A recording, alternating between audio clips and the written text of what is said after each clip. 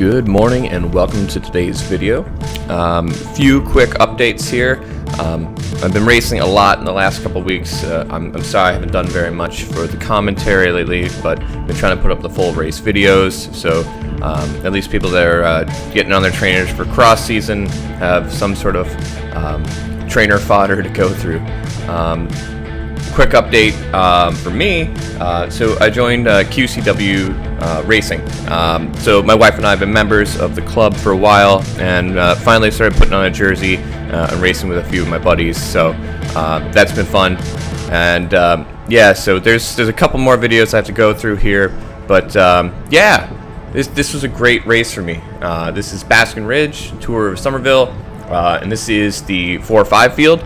And a lot of heavy hitters did show up. It was a lot of fun, and yeah, it's spoiler here. I get upgrade points, and that's new to me. So yeah, let's kind of jump right into it.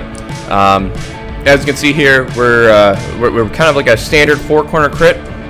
Not as so standard because it's all uphill on the front half, and now we're gonna descend very quickly into the finish line, into a little bit of a sketchy left-hander here.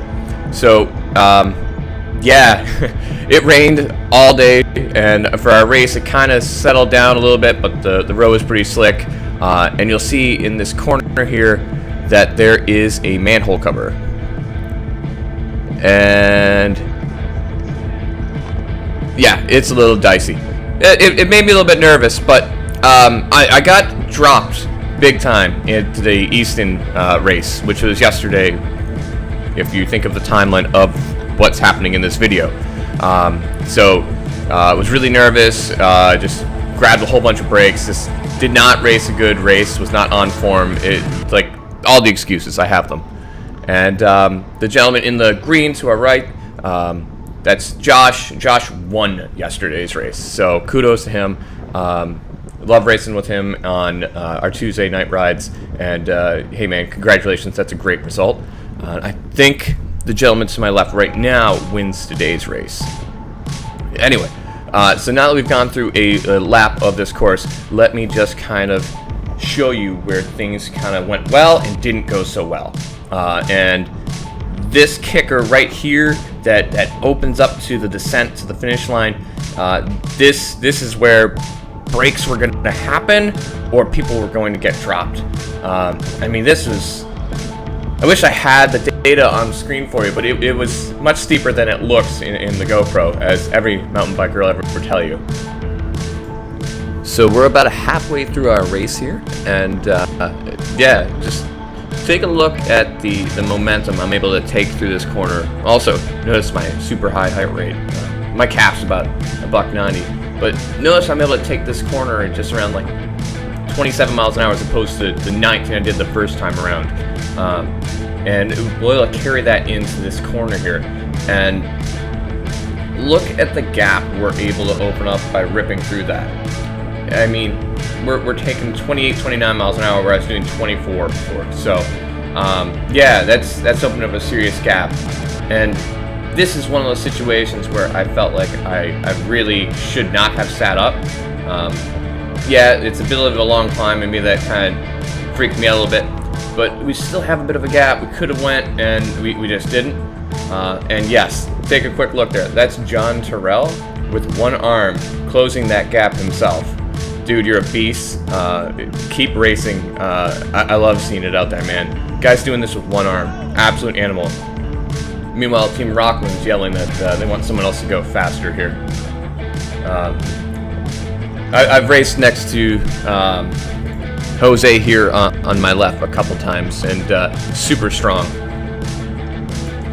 I do want to quickly give the race directors and promoters a little bit of credit here. This is really well organized, and if the tour of Somerville wasn't on your radar this year, pandemic or whatever reason, I totally suggest checking this out next year. I'll do a video on Easton's course, which you will see me get dropped on in a couple days probably. But yeah, everything was great. The whole town kind of comes out, and this is a closed course. It was a ton of fun. So I was saying earlier how I felt pretty safe on this course. Obviously, in a 4 or 5 field. Other racers sometimes make that a little more challenging. So audio is going to cut out in a second here just to hear race audio, but right there. Yep. I don't know how he saved that, but he did. I think he pedal struck, or maybe he slid on the white paint for the crosswalk.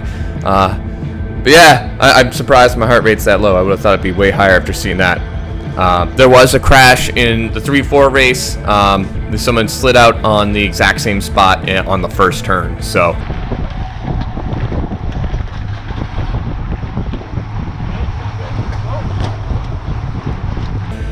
yeah, but I said that we got some upgrade points, so give me a second here to cut forward and just kind of show you where I blow it.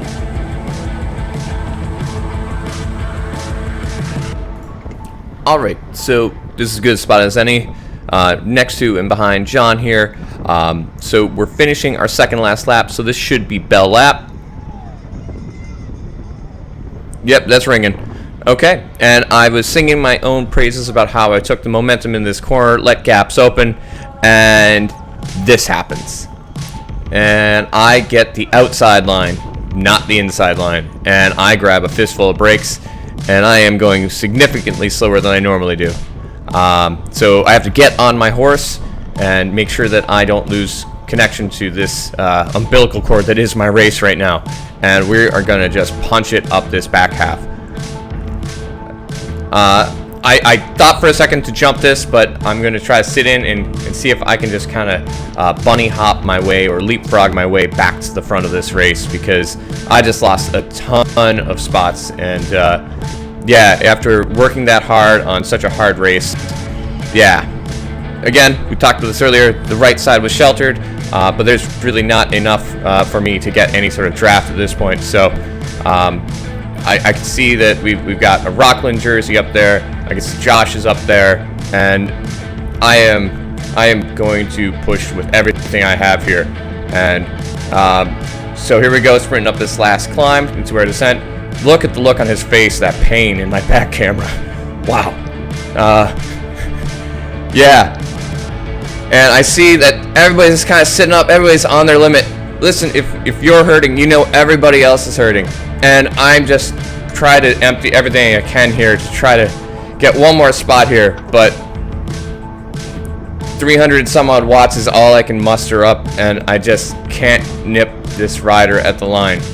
So I end up with 3 upgrade points. Still a Cat 4.